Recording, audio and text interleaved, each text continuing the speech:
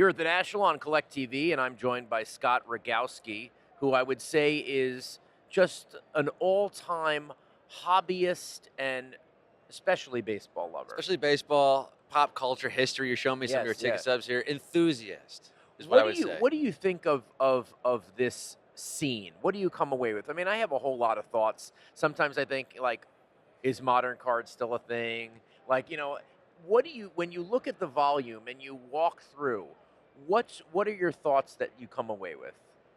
It, it's the same thing I think when I go to any type of convention. I do vintage T-shirts. I'm in that world Yep. as well, and we're all collectors at first. So we all think I grow up. I've got 35 years worth of cards and memorabilia I've collected, and I'm at my house and at home, and I'm looking through Right. it, and I'm thinking, oh my God, I've got this card, and I've got that jersey, I've got this piece, and you feel so great about your collection. You feel like you've got really one of the top collections of anybody you know. Right. Then you come to a convention and you see, Rah, rah. well, yeah, I'm in the 99th percentile of collectors, it turns out, in terms of the top 1%, because the people out here, and the volume, the quantity, I'm thinking, I'm so proud of my, Griffey 89 Upper Deck. Then you see 1,000 of them here, Right. and you realize, like, But you Just- still could be happy with it. you I can, mean, you can still be happy with it, but the idea of scarcity. Yeah. Scarcity when you have your collection, you think I'm the only one who has this, and then you look around, no. Well, that's No, why no, we no. felt so good in the late '80s and early '90s, right? Because we didn't have eBay, Right. So like it was in our own provincial life, Yes. right? If we had the most Griffies in town, Yes. we were the At man. school. It was Right. good enough just to have it Right. at school. To have, I traded for the Vladimir Guerrero rookie in Right. school. I was so happy. But it's but that's the beauty of the fact that everybody can enjoy it. There are how many thousands of people here this year? 30, 40,000 30 like a day. It's unbelievable. It just gets bigger and bigger every year, it seems. And it's nice that, everyone can partake. Everyone should have that Griffey rookie in their Right. collection, right? So I saw a guy who had just a table of Billy Ripkins, which everyone should have that card. in their collection exactly. as I mean, well. there are certain cards I think that are staples, like the Billy Ripken. I like the Jordan baseball 91 Upper Deck, his baseball rookie, you can call it. Yep. I mean, so that, it's those are the cards that I collect, and it's nice to see them being. But the modern stuff, you talked about the truly new stuff.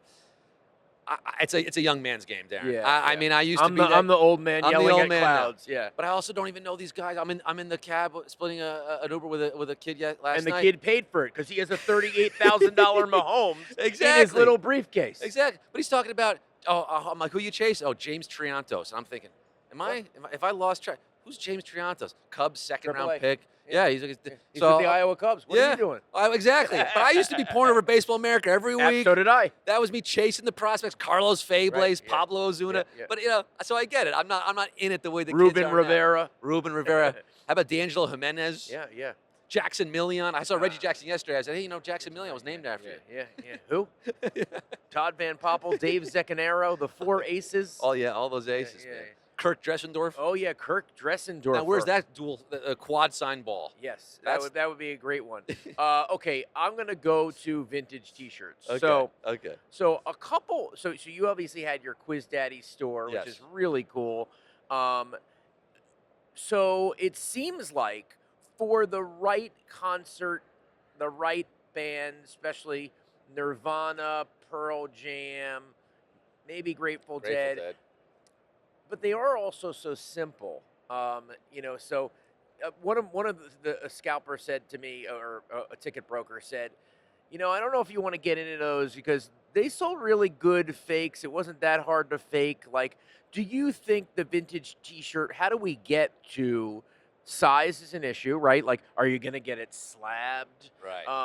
How do we get to that market ever really moving? Other than this is so cool. It's a great question, and a lot of people in that world have talked about it for a while, and there have been companies trying to come up with authentication for vintage T-shirts, because just as ticket stubs, there's counterfeiting happening in T-shirts all the time. I mean, there's cheap stuff coming out of Asia, and they're getting really good at making Whether these they made shirts. it at the time at the concert when you're going out for $5, or as soon as they see a market, they go bam. Exactly. And what's even trickier with shirts is bootlegs.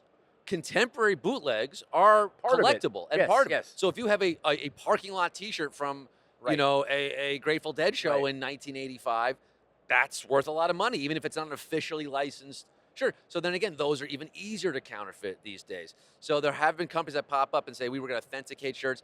But to your point about slabbing, or displaying. Even I have a lot of friends. We all collect shirts, and we can't even figure out a good way to Right. display the shirts, to hang the shirts. Because if you hang them, then now you're talking about damaging the shirt collars. Over time, gravity will pull down on it. There are some shirts I think that have consistently sold in the $400 to $800 range. But then right? you have that first Grateful Dead shirt that sold for I think 15,000, 20,000. Right. The very first one, but supposedly. but it's hard. But it's hard because it's in a market of nowhereness. Yes, right? exactly, and it's like we're at the cutting edge of that. I think. I think Sotheby's might have auctioned that one off. So when you move T-shirts, I mean, these are graphic. Here's a 1995 Costanza Seinfeld shirt. This is a graphic. It's a print. It's art. So when you take a just like cards and everything else, this is considered a piece of art to a lot of people. T-shirts, graphics on shirts, and if you can move it in that direction, the colors, the condition, the fade. But the other funny thing is, Darren, we're so condition sensitive in this world, right? And I took my baseball card conditioning to the vintage T-shirt market. So I look for the dead stock shirts with the original tags, never worn, with the sticker, all that. Some people like that, but a lot of people like the faded, the distressed, the torn. Right. So how would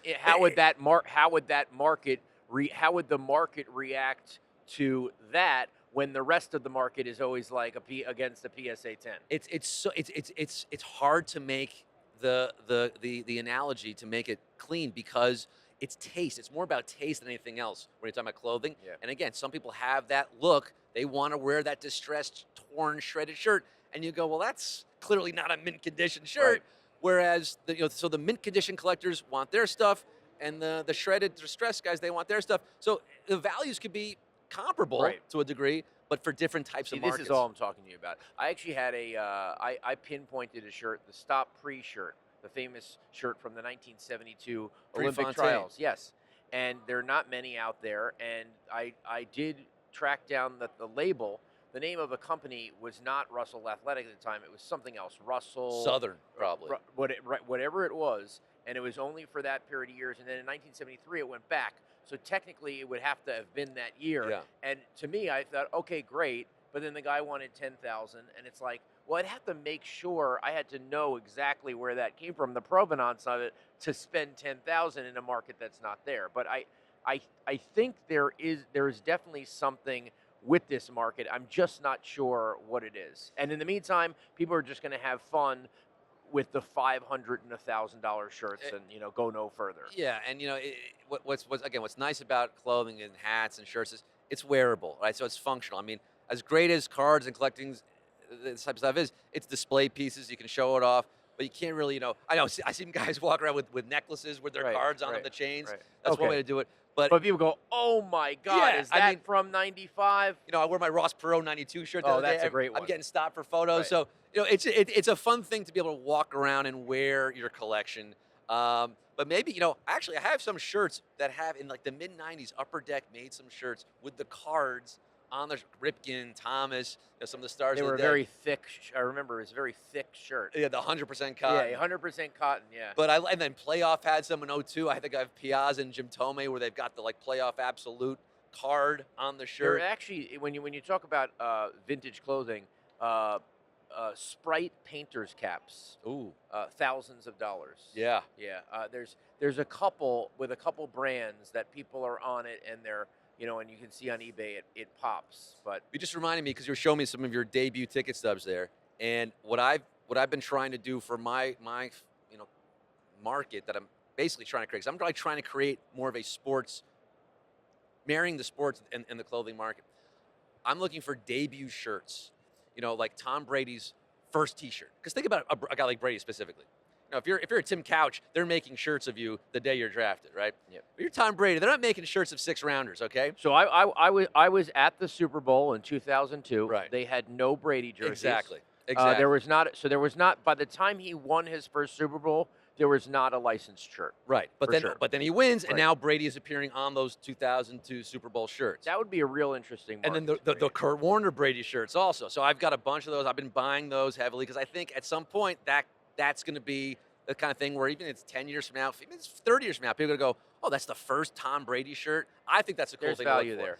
Taylor Swift's first concert shirts. I'm looking at, early Taylor Swift shirts. So that's where my mind is right now. I'm like, who's are these iconic people from this generation that are going to last forever. Because a guy like a Brady and someone like Taylor Swift, these are going to be names that for the next 100 years people are going to be talking about. Professional shirt authenticators, PSA. Hey, let's start it. Let's start it.